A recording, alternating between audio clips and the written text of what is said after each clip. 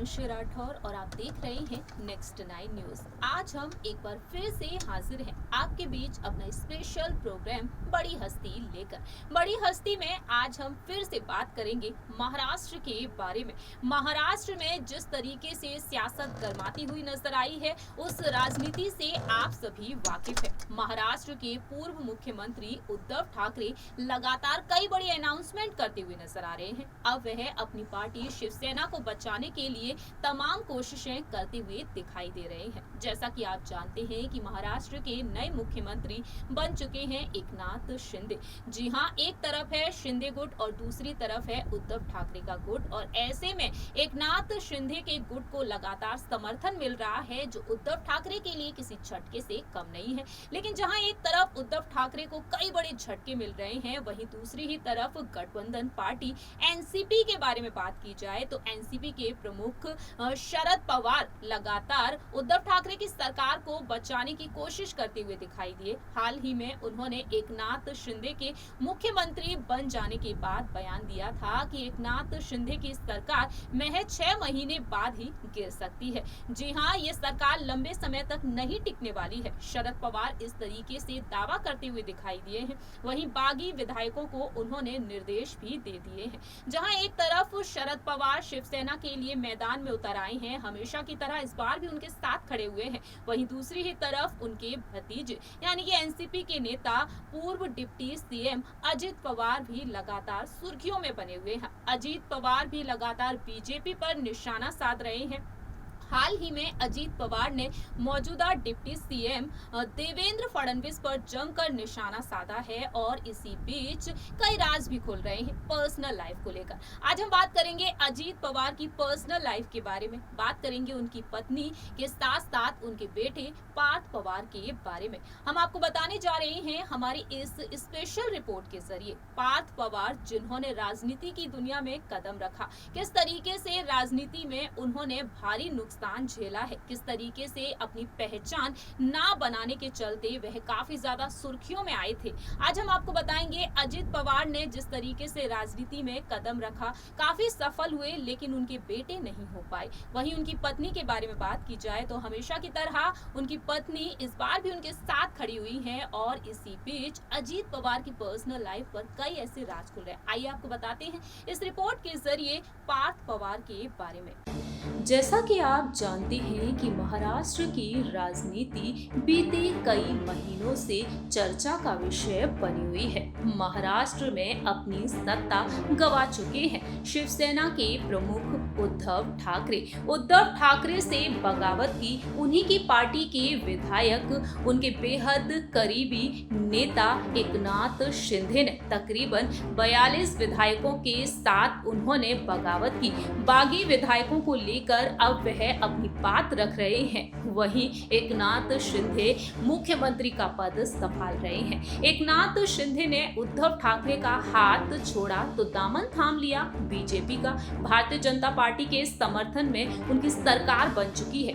दो गुटों में शिवसेना इस वक्त बटी हुई है, लेकिन इन दो गुटों को एक करने के लिए तमाम कोशिश कर रही है एनसीपी के प्रमुख शरद पवार लगातार कोशिशें कर रहे हैं। एनसीपी के प्रमुख शरद पवार अब तक अपनी बात को कई तरीके से रख चुके हैं उद्धव ठाकरे के लिए उनके समर्थन में, तो वहीं एकनाथ शिंदे के खिलाफ भी उनके शब्द सुनने को मिल रहे हैं। लेकिन बात की जाए यहाँ पर महाराष्ट्र के पूर्व उप मुख्यमंत्री, बात की जाए यहाँ पर शरद पवार के भतीजे अजित पवार के बारे में, तो अजित पवार मौजूदा डिप्टी सीएम देवेंद्र फडणवीस पर निशाना साधते हुए भी देखे जा रहे हैं।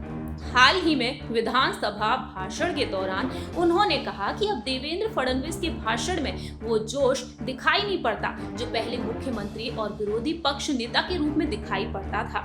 देवेंद्र फडणवीस से उन्होंने ये सवाल पूछा कि एकनाथ शिंदे इतने ही अच्छे थे तो उन्हें अपनी सरकार के सिर्फ एक ही विभाग क्यों दिया था।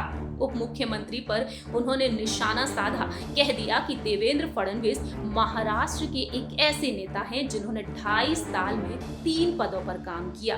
वह मुख्यमंत्री बने, फिर राज्य के विरोधी पक्ष नेता और अब डिप्टी सीएम के रूप में कामकाज कर रहे हैं। लेकिन अजीत पवार जो शिवसेना के लिए यहाँ पर अपनी बात रख रहे हैं, खिलाफ बोल रहे हैं यहाँ पर डिप्टी सीएम के, उन्होंने कहा कि कई बार शिवसेना में बगावत हो चुकी है। खुद अपनी ही पार्टी के नेता यहाँ पर छगन भुजबल का उदाहरण दे चुके हैं। जब छगन भुजबल शिवसेना से बगावत की थी तो उनके साथ कई नेता भी बाहर निकले थे। इस तरीके से उन्होंने यहाँ पर कई बड़े उदाहरण दिए हैं। आपको बता दें अजीत पवार के बारे में, चुनावी रणनीति जिस तरीके से देखने को मिल रही है और इस रणनीति के बीच कई राज खुल रहे हैं। बात करेंगे अजीत पवार के बारे में। अजीत पवार जिनकी पत्नी के बारे में हमने आपको पिछली रिपोर्ट में बताया था। अजीत पवार जो सियासत की दुनिया में एक अलग ही मुकाम हासिल किए हैं, जिन्होंने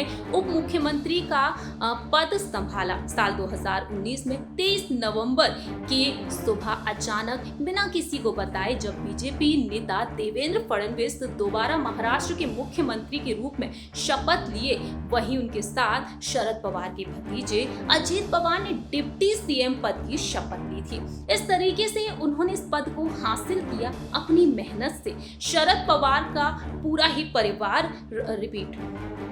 आपको बता दें 23 नवंबर साल 2019 में महाराष्ट्र के डिप्टी सीएम के तौर पर उन्होंने शपथ ग्रहण की। राष्ट्रवादी कांग्रेस पार्टी के नेता एनसीपी चीफ शरद पवार के बड़े भाई अनंतराव पवार के दूसरे बेटे हैं और पहले बेटे हैं उनके श्रीनिवास। लेकिन बात की जाए यहाँ पर अजीत पवार के बारे में तो अजीत पवार की शादी जो हुई है सुनेत्रा पवार के साथ हुई है और दोनों के 2 बेटे हैं, जय पवार और पार्थ पवार। हम बात करेंगे यहाँ पर पार्थ पवार के बारे में। बताना चाहेंगे आपको यहाँ पर पार्थ पवार के बारे में, जिन्होंने अपनी एक अलग पहचान बनाने की पूरी कोशिश की, लेकिन लाख कोशिशों के बाद पार्थ पवार अपनी अलग पहचान इस तरीके से नहीं बना पाए जिस तरीके से अजीत पवार ने बनाई। दरअसल आपको बता दें पार्थ पवार के बारे में, पार्थ पवार राजनीति में एक्टिव हैं। एनसीपी के चीफ शरद पवार ने साल 2019 में हुए लोकसभा चुनाव में अपने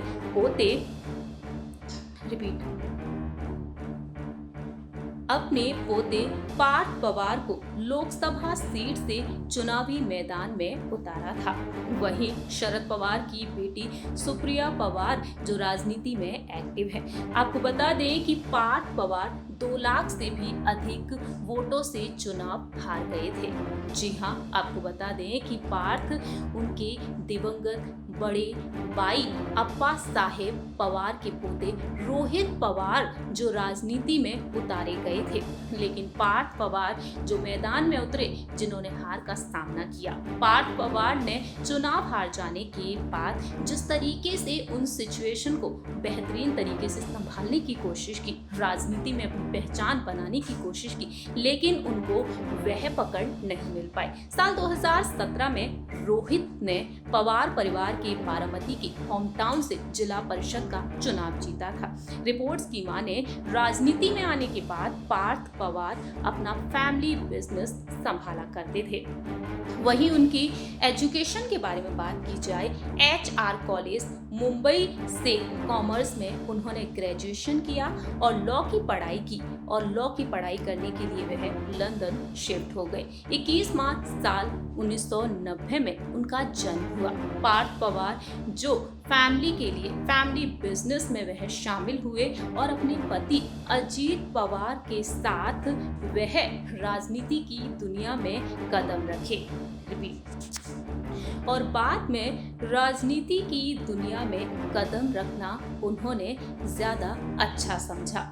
पार्थ अजीत पवार जो महाराष्ट्र की मावल लोकसभा सीट से चुनाव लड़े थे। शिवसेना के उम्मीदवार श्रीरंग वारड़े ने जीत हासिल की थी और एनसीपी प्रत्याशी रहे पार्थ अजीत पवार को 2,15,913 के भारी मतों के अंतर से हराया गया था।